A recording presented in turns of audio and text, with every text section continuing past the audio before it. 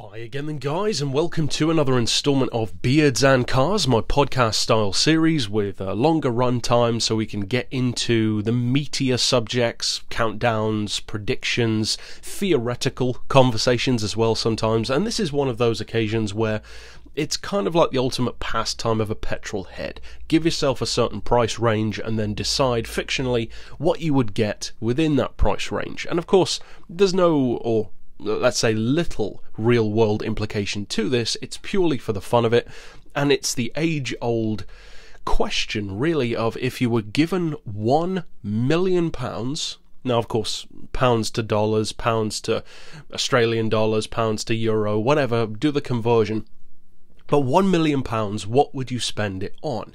Now, at least at the time of releasing this video, £1 million is roughly $1.28 million.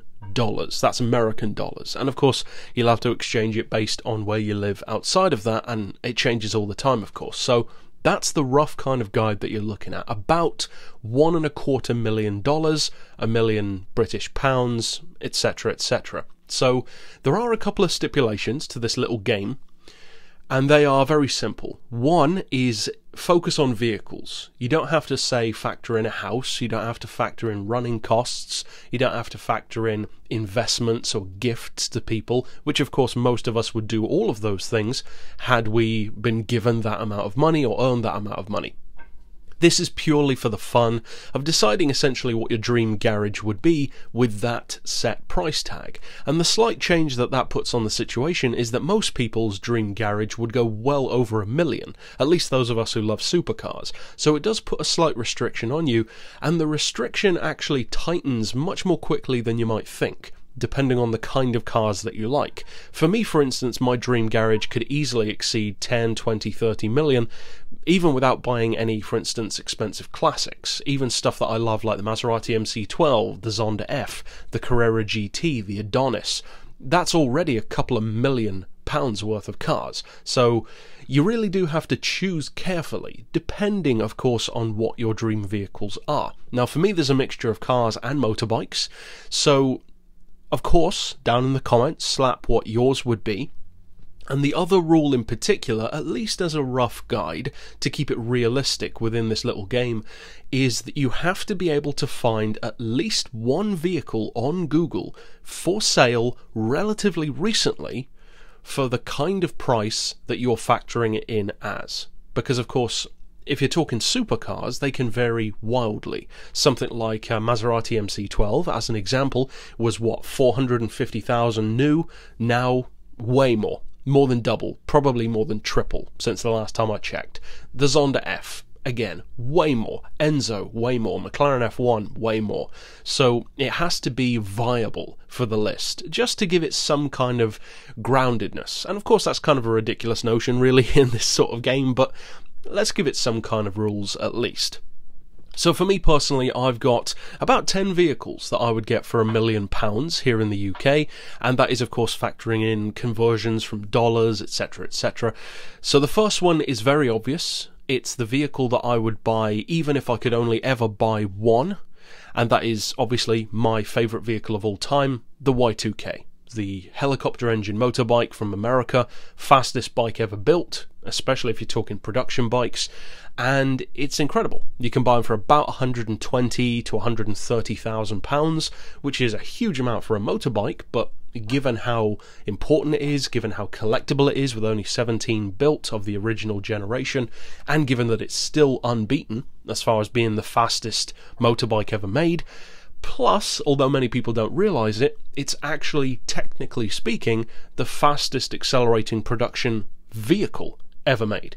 There is not a single production car or street legal factory built car, so of course not including pro mod, dragster stuff, there's not any factory built car that can outrun it. For sheer top speed there are some, but not for acceleration. For instance, the Koenigsegg Gira RS, it does 0 to 200 miles per hour in something like, I think 15 or 16 seconds, something like that last time I checked. I can't recall the exact number. The Hennessy Venom is faster though, because the Koenigsegg has a better top speed, but the Hennessy Venom gets there quicker, up to around 200. The Hennessy Venom does 0 to 200 in something like 14.6 seconds, I think it is, or 14.1, I can't recall.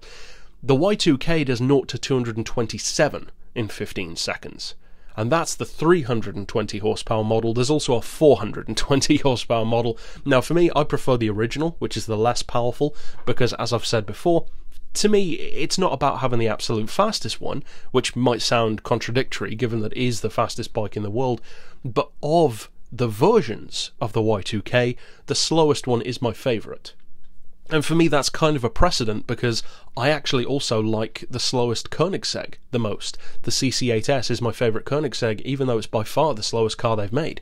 So, to me, it's more about the package rather than just the performance. And to me, I like the smooth simplicity of the normal Y2K, the original design.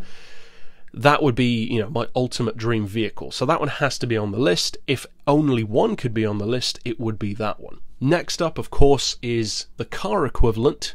And many of you guys will know what this is going to be, my favourite car and my dream car, the Ferrari FF. Again, around 130 grand. The prices vary a lot depending on the year, the spec and the colour. You can buy some for about 110 grand, others are about 180, and it varies a lot. Unfortunately for me, the ones that I tend to like are in blue, and they tend to be more expensive for some reason, but you can get them for around 130, 140,000 as a general guide. So that would be my dream car for sure, and I would also incidentally do pretty much the only modification of any supercar that I would ever buy to that, and that would be fitting it with the Novitec Rosso exhaust system, which of course I've spoken about before, makes it sound absolutely incredible. I would potentially even say better than a Zonda, which is a very strong statement for me, but if you hear the Novitec exhaust on YouTube, and you can even find me down in the comments of that video, it's incredible, the sound that that makes and the difference that the exhaust makes. Next up, one which some will be aware of because we've reviewed it recently, I've talked about it before, it was in my top 50 list, but I'll be honest, I wasn't sure if it was going to make the list, not so much because of how much I love or don't love it, but more so because I wasn't sure what the prices were. It's the kind of car which could absolutely skyrocket or be really affordable, and that is my dream hypercar, the SSC Ultimate Aero. I was shocked that within the past couple of months, one was put up for sale, a blue and white one, the first generation, which is my favourite version, with the triangular headlights and the simpler front end, slightly less power, still around 1,200 though, and it was $225,000. That's insane! I thought it would be like 600,000 or 700,000. But apparently it was only like 340 grand new anyway, which I didn't know that. I'd never actually checked the prices. I thought they were way more than that. And despite the build quality difference between that and a Koenigsegg or a Veyron, it would still be my choice, definitely, because it feels just that little bit more bespoke than the Hennessy Venom does, which I also love, but it's also a lot more affordable, and the acceleration on the Ultimate Aero is insane. Yes, it's only about 3 or 4 miles per hour quicker than the Veyron, but the acceleration is not even close. The Veyron does 0 to 200 in about 24 seconds, the first Veyron, the original. The Ultimate Aero does that same 0 to 200 sprint in like 16. It's like 8 seconds quicker than a Veyron to 200. That's incredible. And for 225 grand, a remarkable price, and that's dollars of course, so that's like £200,000, which is insane value. That's absolutely incredible for bang for buck. Next up on the list, going from one extreme definitely right down to another, this is by far the most affordable vehicle on the list, and of all of the ones here, it's one of the vehicles which I may well get the chance to own at some point, regardless of, you know, being a millionaire or not. And that is the Ducati 748 SP. My favourite Ducati, one of my favourite bikes ever. As I mentioned, of course, in my top 50 countdown, the vehicle that I regretted the most not putting it higher, it definitely should have been in my top 10, maybe even top 5. I do love it that much. It ended up being way down in like 25th or something. I'm not sure what I was thinking with that, but I adore this bike. It's got around 100 horsepower, top speed's only about 150 miles per hour, which doesn't sound that quick for a superbike these days, but it's compact, it's so quick through corners. And unlike stuff like the 996 or the modern ones like the 999, the 1098, it's not about straight line performance. The 748 is a cornering machine. Plus, yellow is my favourite colour, so of course being finished in yellow with the white livery at the back end.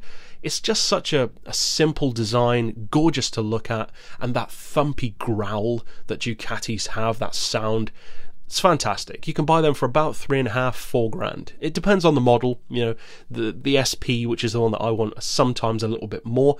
You can buy the normal 748 for about $2.5 to $3, and then there's the even more hardcore 748 SPS, which I don't like as much. That one's a little bit too extreme for the street. The SP is kind of in between. The SPS is kind of like a Zonda R, and the normal 748 is kind of like a Zonda F, so with that kind of comparison, that would make the SP, the one that I like, kind of like a Cinque, you know, somewhere in between. So that one is by far the most affordable, but I would get a ton of use out of that bike. Such accessible, easy, simple fun. Next up is another motorbike, another one of my dream bikes, and I would say potentially, in my opinion, the most beautiful bike from the 80s, at least, if not all time, the Bimota YB6 X-Up. Yamaha powered, it's a 1 litre, one of the fastest bikes in the world in the 80s, around 170 miles per hour. And it's from my favourite motorbike company. The Y2K is my favourite bike, but Bimota is my favourite brand. They are, in effect, the Maserati of the bike world. Not as famous as Ferrari or Ducati, in effect, but more oddball. They're for the more, say, eccentric customer, just like Maserati or Panoz, which of course I'm a huge fan of as well. And although I've mentioned it before, there are probably some who aren't aware that Bimota is actually the direct inspiration for the colours of this channel. They are the inspiration for the HSG logo, for the white, red and black. It's directly inspired by their livery, because I love that company and I love their look so much. Whereas the way that I use my livery is a bit more angular, whereas Bimota is very rounded and very smooth and very 80s in that effect. And I love the 80s design, twin headlights behind the cowl, gorgeous looking machine, and extremely fast. One will set you back about $15 at least, so quite a lot for a motorbike, but not surprising given how few of them there are around. Next up on the list, returning to the car world again, something that's a little bit different, well, very different actually, to the Ferrari FF in terms of being a daily driver, something for when I want to just slow down the pace, have a cruise and enjoy one of my favourite categories of vehicle, classics. One of my favourite classic cars. You can pick them up for around, it varies a lot, but around £20,000 here in the UK for a standard one in good condition, a 1962 Lincoln Continental. I adore the Lincoln. I've said before that the 59 Cadillac Buretts with the huge rear fins, often seen in pink, especially the DeVille Coupe, that is one of my favourite classics as well. But the pricing on those can be huge compared to the Lincoln. The Lincolns tend to be a little bit more affordable, and as much as I love the Cadillac, I sometimes feel like I like the Lincoln more, because I love the fact that it essentially looks like the automotive equivalent of a tuxedo. It looks like just this classy, sleek, elegant looking machine, super long, black chrome. I'd have it on white wall tyres, probably black steel wheels, air suspension, not ridiculously modified like a low rider or anything like that, but just something that you can adjust the suspension height to get over speed bumps, but also drop it down a little bit. Just a gorgeous car. Next up, remaining in the car world and back again to the supercar world, to join alongside my Ultimate Aero in terms of being a weekend toy, one of my favourite supercars, the Mercedes SLR, in particular the SLR Roadster. The Roadster, I think, is one of the best looking open-top cars ever made. The sound of the SLR is incredible, that 5.4 litre supercharged V8, well over 600 horsepower. It was one of the quickest cars, of course, when it came out. Had some great rivalries with stuff like the Carrera GT. But the SLR and the Carrera GT, about, say, 10 years ago, or at least 10 to 15 years ago, but especially around 10 years ago, their prices dropped. You were starting to see SLRs for about 200,000 and starting to see Carrera GTs for a similar kind of price, about 220, 230, which, given that they were, say, 320,000 new, didn't seem that good. Nowadays, of course, that has changed. The Carrera has gone crazy. Because nowadays a Carrera GT will set you back easily $1 million, if not well over. Whereas an SLR, they've actually jumped up not quite as much, but they're still more than when they were new, to about 350 to 450,000. So you can quite easily get a standard SLR Roadster, which is what I would want, not the 722. I know that the 722 is a gorgeous machine, especially the 722S edition, which is bright orange, or at least can be. I was first introduced to that car the first time I went to Goodwood in 2009. Gorgeous looking car. But for me, I like, again, in a similar way to the Lincoln, the elegance, the classy elegance of the standard SLR. Doesn't have the chin splitter and the carbon detailing and the carbon wheels of the 722. Instead, you've got those gorgeous turbine wheels, which I've always loved on the SLR. I think I'd probably have it in a dark metallic blue with maybe a tan interior, something like that, because to me the only thing that lets some SLRs down is the interior. In the standard black and grey, it's such a boring looking interior to me. I like my supercars and my cars in general to have a lot of flair from the inside. That's why I love stuff like Spiker so much, or Maserati or Panos, because they look different, they look interesting. Next up, jumping back to the bike world again, my only electric vehicle on the list, and that might surprise some people given how much I love electric vehicles, but unfortunately for me it's not really much of a choice as far as electric cars go or electric bikes, because my favourite electric bike you cannot buy, the Mission RS, because they didn't produce it. I'm not a huge fan of the Lightning LS218, even though it's extremely fast. I don't particularly like the look of it.